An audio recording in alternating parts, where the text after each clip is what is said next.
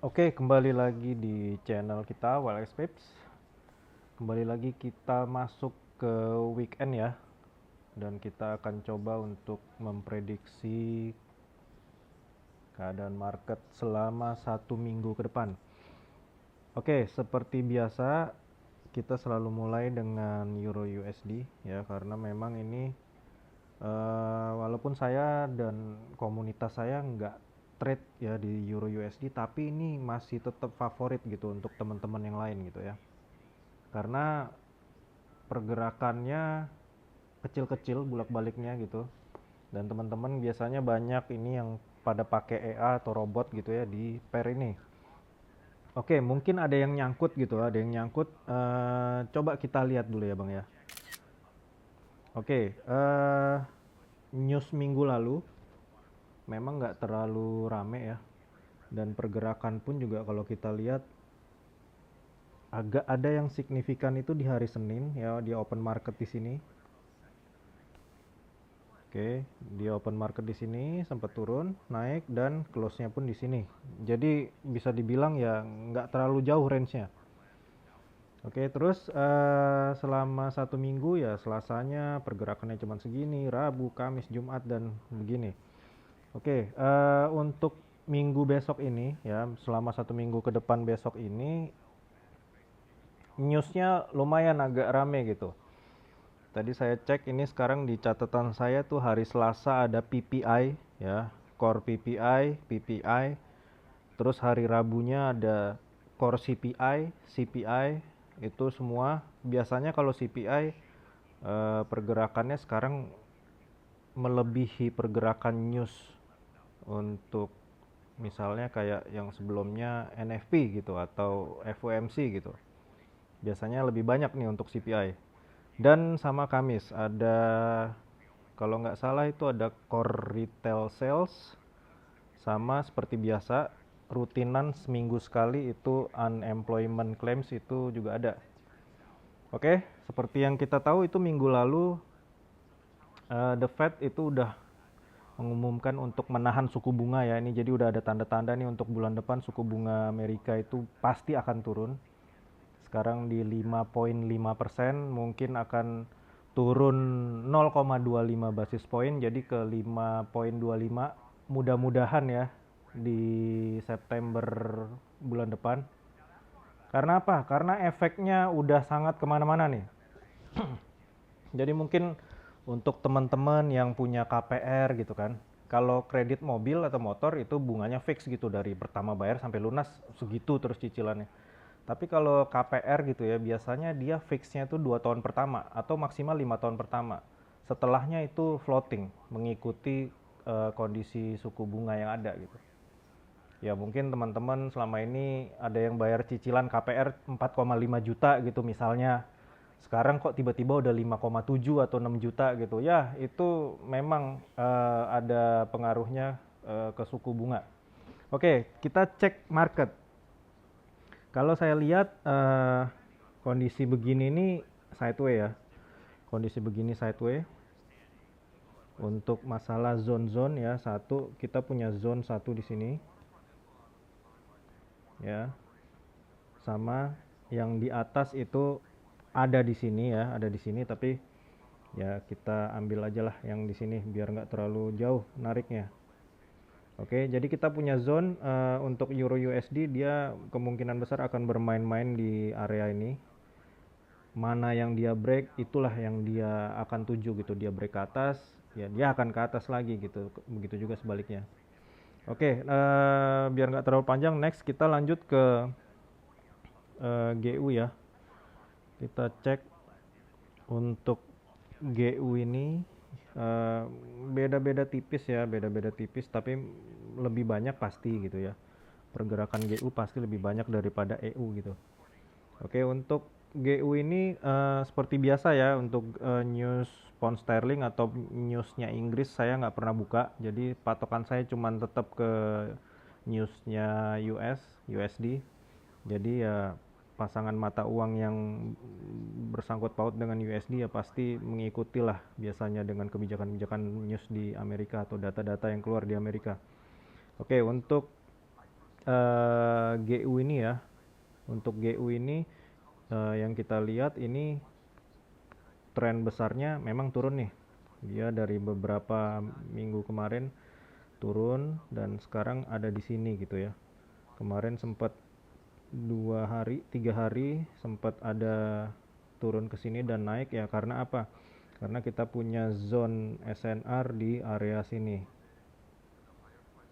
Oke, jadi untuk apa namanya, untuk GU ini possible dia akan cari di sini ada zone minor ya. Zone minor ini ya biasanya nggak kuat gitu, tapi untuk di alert aja gitu. Tapi kita punya zone yang lebih besarnya ada di sini. Oke, jadi kemungkinan dia naik ke sini atau paling jauh ke sini untuk terus lanjut ke bawah. Ya, seperti yang kita tahu, trading ini menunggu dan melihat situasi dan kondisi market seperti apa. Jadi ini hanya sebatas prediksi market selama 1 minggu ke depan. Gimana ke depannya nanti kita ikutin. Oke, next kita ke pair selanjutnya, ke JJ ya. Memang JJ ini GBP JPY ini nggak ada sangkut pautnya dengan USD gitu. Memang nggak ada USD-nya kan. Ini pound sterling London Inggris sama Jepang yen gitu. Tapi kenapa saya bahas? Karena ya pergerakannya lumayan. Dari pagi sampai dengan malam sesi US ini masih banyak yang trade di pair ini. Oke, jadi kalau kita lihat untuk JJ ini ya, jadi setelah kemarin yen itu sangat lemah, itu ada di sini sampai dengan sekarang dia turun. Kenapa turun? Karena seperti yang kita tahu, suku bunga di Jepang itu nggak pernah jauh-jauh dari angka 0 dan 0,1, nggak pernah jauh. Tapi pada akhirnya kemarin minggu lalu, 2 minggu yang lalu ya, 2 minggu yang lalu kalau nggak salah, akhirnya Jepang itu menaikkan suku bunga ya, yang tadinya dari 0% dinaikkan suku bunganya nggak banyak, cuman 0,25%. Tapi dampaknya apa? Semua market crash. Mulai dari apa? Mulai dari market kripto, market saham, semuanya. IHSG kena, S&P di Amerika kena, Nikkei di Jepang kena, semuanya kena. Ya, jadi walaupun cuma 0,25 basis point itu ternyata lumayan berpengaruh kemana-mana gitu. Oke, pengaruhnya kemana, detailnya seperti apa ya saya nggak mungkin juga cerita di sini gitu, nanti videonya kepanjangan, nanti kapan-kapan lah kita bahas tentang fundamental yang seperti ini. Oke, jadi kembali lagi kita ngelihat secara teknikal ya, dia turun ini. Kalau kita lihat dia memang masih turun tren besarnya.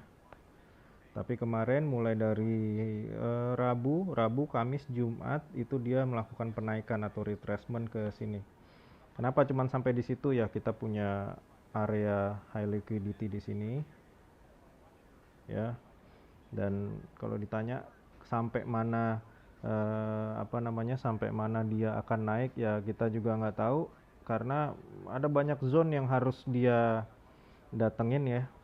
Seperti kita lihat nih pada saat kenaikan di beberapa bulan yang lalu itu, ini zone semua nih.